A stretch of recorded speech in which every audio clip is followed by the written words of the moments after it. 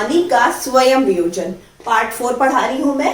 पानी का स्वयं वियोजन, जैसे आप जानते हैं अम्ल और क्षार अगर पानी के संग क्रिया करते हैं तभी उनका वियोजन होता है। और पानी का जो वियोजन होता है वो किसमें, H आयन और OH आयन में होता है। यहाँ पर एरो देखिए मैंने रिवर्सिबल लगाया, इधर से इधर, इधर से इधर। क्यों?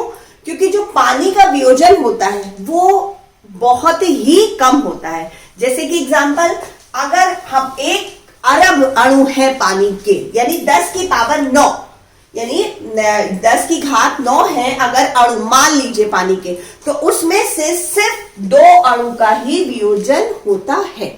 इतना कम होता है। क्या कारण है? जैसे कि देखिए यहां पर मैंने बनाया H2O, H2O, H2O, ये अणु बनाया। अब क्योंकि पानी द्रव है, मूविंग है, अगर इनमें मान लीजिए O और ये H वियोजन हुआ भी, तो ये O जाके किसी दूसरे H के संग लग जाता है। इसका H टूट के, O टूट के किसी और के संग लग जाता है। इसलिए वियोजित होते हैं लेकिन घूम के जाके किसी दूसरे हाइड्रोजन के संग जो है ऑक्सीजन जो है वो मिल जाता है और फिर एक अणु बना लेता है, H2O पूरा बना लेता है। इसीलिए बहुत ही, मतलब 1 अरब अणु मान लीजिए, उसमें से सिर्फ 2 अणु का ही वियोजन हो पाता है। अच्छा, पानी की सांद्रता। अब अगर शुद्ध पानी है या कोई विलयन भी है तो उसमें हमेशा पानी के जो ये H आयन और OH आयन की जो सांद्रता होती है वो होती है 1.0 इंटू 10 टू द पावर -7 मोल प्रति लीटर। ठीक है। अब ये अगर लीटर ऊपर जाएगा, यहां पर क्या है, लीटर की घात 1 प्लस की, अब ये ऊपर जाएगा तो क्या हो जाएगा, यहां पर 1.0 into 10 to the power -7 mole litre -1, ये हो जाएगी। अब शुद्ध पानी में H आयन की और OH आयन की जो सांद्रता होती है, ये कोष्ठक में क्यों लिखा जाता है, ये आयन की सांद्रता अगर हम दिखलाएंगे तो इनको कोष्ठक में लिखेंगे। तो H आयन की सांद्रता बराबर OH आयन की सांद्रता बराबर कितनी होती है, 1.0 इंटू 10 टू द पावर -7 ही होती है। अब इन दोनों की सांद्रता इतनी हो गई। अब जब इन दोनों की हम मिला के लिखेंगे तो लिखते हैं किलोवाट में, KW यानी कि किलोवाट। ठीक है, तो जो किलोवाट में हो जाएगी वो हो जाएगी 1.0 इंटू 10 टू द पावर -7 और फिर क्या होगा -7, उसका -7, इसका -7। यहां पर अगर हम फिर से लिख दें 1.0 इंटू 10 टू द पावर -7, तो ये जब जुड़ जाएंगे तो क्या होगा, 14 किलोवाट में। अगर इसकी हम सांद्रता लिखेंगे तो दोनों के मिला के तो 1.0 इंटू 10 टू द पावर -14 होगी। और इनके बीच निशान कौन सा रहेगा, गुणे का। ठीक है, मैं कह रही हूं कि जुड़ गए, मतलब टोटल बताते हैं तो होता क्या, इनके बीच मल्टीप्लीकेशन होता है और यहाँ पर माइनस। अब मल्टीप्लीकेशन में घातें जुड़ जाती है, ये आपको पता है। ठीक है, अच्छा ये तो पता हो गया। अब अगर कोई विलयन अम्लीय है, कोई देखिए जो उदासीन विलयन है उनमें तो दोनों का जो सांद्रता है 1.0 इंटू 10 टू द पावर -7 रहेगी। ठीक है, लेकिन अगर कोई विलयन ज्यादा अम्लीय है, कोई विलयन बहुत अधिक अम्लीय है, तो उसमें क्या होगा, अम्लीय विलयन में जो H आयन है उनकी सांद्रता क्या हो जाएगी, बढ़ जाएगी, अधिक हो जाएगी। किससे, 1.0 इंटू 10 टू द पावर -7। ठीक है, उदासीन विलयन में इन दोनों की सेम रहेगी क्योंकि जितने H है उतना OH है, जितना अम्ल है उतना क्षार है। क्षारीय विलयन में इनकी सांद्रता क्या हो जाएगी, H आयन की सांद्रता कम हो जाएगी। ये निशान बता रहा है ना, किससे, 1.0 इंटू 10 टू द पावर -7 मोल प्रति लीटर। ठीक है, मोल प्रति लीटर। अब अगर उदासीन विलयन है तो उसमें इनकी क्षारता क्या रहेगी, H आयन की बराबर OH आयन की बराबर 1.0 इंटू 10 टू द पावर -7 मोल प्रति लीटर। ठीक है,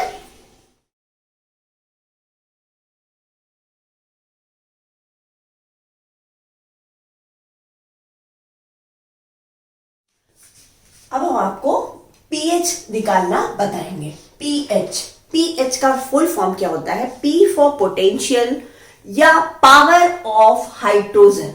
कहा? इन एक्वस सॉल्यूशन, एक जलीय विलयन में हाइड्रोजन की क्षमता, हाइड्रोजन की शक्ति, ठीक है, वो कहलाती है पीएच। यहां पर मैंने एक पट्टी बनाई है जो कि मैंने पहले बना ली क्योंकि मुझको कलरफुल बनानी थी, लेकिन इस पट्टी को मैं आपको बाद में समझाती हूं, थोड़ा कैलकुलेशन करने के बाद।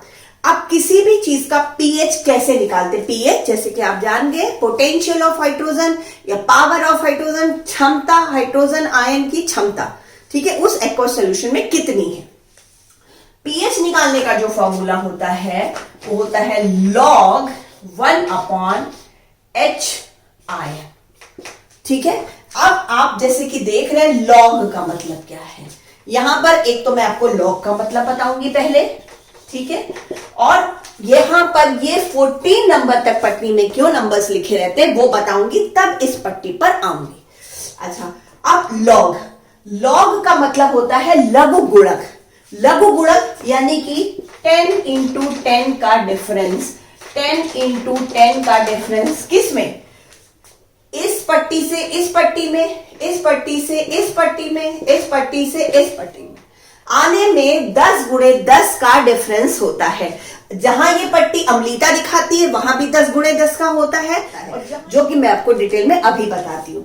अब ये हो गया पीएच बराबर log 1/H आयन। अब ये H आयन नीचे है, अगर हम इसको ऊपर ले जाएंगे तो क्या हो जाएगा?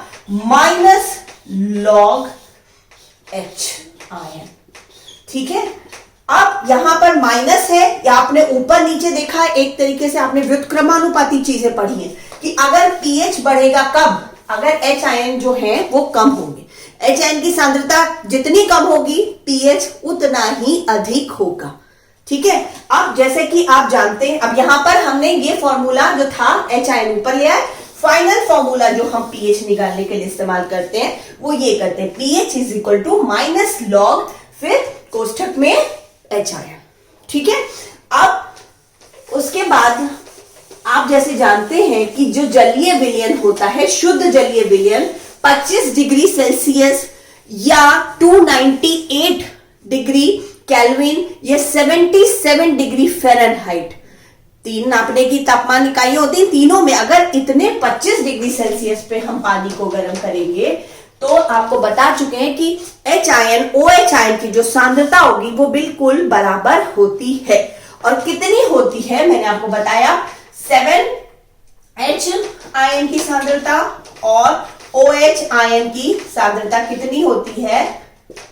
1.0 into 10 to the power -7 mole litre -1, इतना होता है मोल प्रति लीटर, ठीक है। अब अगर हमें यहां पर पीएच निकालना हो हाइड्रोजन का तो क्या करेंगे हम? पीएच इज इक्वल टू, मैंने बोला आपको, माइनस लॉग H आयन, ठीक है। अब यहां पर हम पहले H आयन की सांद्रता निकाल रहे हैं, पीएच निकाल रहे हैं, यानी कि पोटेंशियल ऑफ H आयन निकाल रहे हैं पहले, ठीक है, पीएच निकालने के लिए।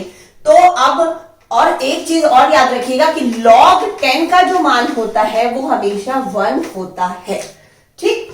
अब माइनस लॉग, यहां पर H की सांद्रता कितनी होती है शुद्ध विलयन, जलीय विलयन में? 1.0 10 टू द पावर -7, ठीक है। तो हम यहां पर ये भी लिख सकते हैं कि ब्रैकेट हटा के 1 इंटू 10 टू द पावर -7, 0.0 को हटा देते, कोई वैल्यू तो नहीं होती, आपको पता है, ठीक है। अब ये जो है -7 उठ के यहां आएगा तो क्या हो जाएगा? -7, ये ब्रैकेट के बाहर, ये वाला माइनस ब्रैकेट के बाहर, इसका अपना माइनस यहां पर, इनटू log 10, ठीक है। ये बचा यहां पर, ये log 10 और 1 का मल्टीप्लीकेशन हो गया तो 10 हुआ, और log और 10 यहां बचा। अब log 10 का मान हम क्या बोल चुके हैं? 1 होता है, तो -7 इंटू 1, तो क्या हो गया? ये माइनस से टकराएगा, तो जब ब्रैकेट के बाहर आएंगे तो क्या होगा? +7, ठीक है। तो यहां जो H है यानी पीएच जो आया वो कितना आया? 7, ठीक है। अब हम यहां पर निकालेंगे, क्योंकि ये जो पट्टी है बच्चों, ये पट्टी अम्लीयता और क्षारीयता दोनों को दिखा रही है, और दोनों का ही शुद्ध जलीय विलयन में जो मान होता है, जो सांद्रता होती है, उसको जोड़ के बनाई गई है। तो अभी हमने पीएच किसका निकाल लिया, यानी हाइड्रोजन आयन का पीएच निकाल लिया। ठीक है, अब हमको पीएच ही, बट उसको हम बोलेंगे पीओएच, क्योंकि हमको क्षारीयता निकालनी है। ठीक है, तो अब हम यहां निकालेंगे पीओएच, किसका, शुद्ध जल का। ठीक है, 25 डिग्री सेल्सियस पे गर्म करने पर हम आपको बार बता रहे कि हाइड्रोजन आयन और जो OH आयन है, इनकी सांद्रता बिल्कुल बराबर होती है। तो हमने यहां पर हाइड्रोजन आयन की सांद्रता यानी उसका पीएच भी निकाल लिया, उसकी सांद्रता को इस्तेमाल करके। अब क्योंकि बराबर होती है, तो OH जो होती है वो भी यहां पर मैं लिखा, H बराबर OH बराबर 1.0 × 10⁻⁻7 मोल प्रति लीटर। अब उसी तरीके से पीएच, जब POH निकालेंगे तो भी हम यही करेंगे कि माइनस लॉग और OH। ठीक है, OH यहां पर। अब क्योंकि माइनस लॉग और OH का भी सांद्रता कितना है, 1.7 × 10⁻⁻7, तो यहां पर भी हम लिख सकते हैं, अगर हम 1.0 पूरा ही हटा दे, चलिए हम नहीं हटाते, 1 × 10⁻⁻7 लिख लिया हमने। उसके बाद सेम उसी तरीके से -7 आएगा आगे, और यहां पर हो जाएगा log 10, और log 10 का मान आप जानते हैं, ये प्लस हो गया, यहां पर जब आया तो क्या आया, 7। ठीक है, इसका मान 1 होता है, 7 × 1 बराबर 7। तो अब POH कितना हुआ, pH कितना हुआ 7, POH कितना हुआ 7। ये आपको जो pH और POH निकालने की विधियां है वो भी यही है। ये मैं आपको 1-2 न्यूमेरिकल भी यहां पर करके बताऊंगी, जिससे आपकी प्रैक्टिस हो जाए। ठीक है, और सेम विधि है। अगर आप यहां पर नहीं समझ पा रहे हैं, कुछ डाउट है, तो वो विधि मैं आपको समझा दूंगी, तब आप समझ जाएंगे, क्योंकि बिल्कुल सेम विधि है। तो अब pH और POH = 7।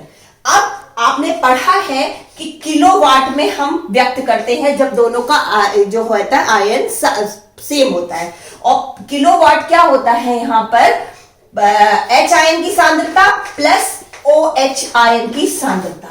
ठीक है, तो ये टोटल कितनी हो गई, H ion plus OH ion की 7 + 7 = 14 हो गई टोटल जलीय विलयन में दोनों आयनों की सांद्रता, H ion plus OH ion की सांद्रता, जिसको हम KW यानी किलोवाट में लिखते हैं। ठीक है, अब इसीलिए मैंने आपको बताया था ना इस पट्टी के बारे में, इसीलिए जब दोनों आयन की सांद्रता टोटल मिला के 14 होती है, इसीलिए इस पट्टी पे 0 से लेकर 14 कॉलम करे जाते हैं। और लॉग का इस्तेमाल इसलिए करा जाता है, अब हम आपको ये बिगाड़ रख करके आगे आपको बताते हैं, फिर से यहां पर एक पट्टी बना के और आपको बताते हैं कि जब कोई भी विलयन जिसका H आयन अधिक है जिसमें, तो वो क्या होगा, वो अधिक अम्लीय होगा। अब ये एक पीएच पट्टी है जिसमें टोटल 14 खाने होते हैं, 0 से स्टार्ट होते हैं। बीच में जो होता है, यहां पर देखिए हल्का हरा कलर है, क्योंकि इधर की ओर अगर जाएंगे आप 0 से 1 2 3 4 5 6 और ये हुआ 7 जो है ये उदासीन पॉइंट है। क्या, अगर आप इस पट्टी में इधर की ओर जाते हैं तो यहां पर अम्लीयता बढ़ती है। यहां पर अगर जितना ज्यादा अगर किसी के आप अम्लीयता निकालें और जितनी वो कम आए 1 2 3 4, अगर मेनली 4 तक आए तो समझ लीजिए वो जो रेडिकल है, वो जो सोल्यूशन है वो बहुत ज्यादा अम्लीय है। और इधर 7 से, अगर 7 से आप इस साइड जाएंगे, यहां देख लीजिए 7, ये देख लीजिए, यहां से मैं ऐसे कर इधर जाएंगे तो यहां क्षारीयता बढ़ती है। ये क्षारीयता बढ़ने का ग्राफ है जितना इधर जाएंगे, यानी 8 9 10 11 12 13 और 14, जितना आप इधर जाएंगे वो क्षारीय तत्व वो उतना ही क्षारीय होगा। और जितना आप 4 से कम आपकी आती है, 7 से कम और 4 तक अगर आती है तो बहुत क्षारीय, 5 भी क्षारीय है अगर किसी की क्षारीयता वैल्यू आई, अगर कोई भी लवर दिया जाएगा, कोई भी रेडिकल दिया जाएगा, पूछा जाएगा इसका पीएच बताओ, तो अगर पीएच उसका 2, 3, 4, 5, 6 आया तो वो सब किधर है, अम्लीय है।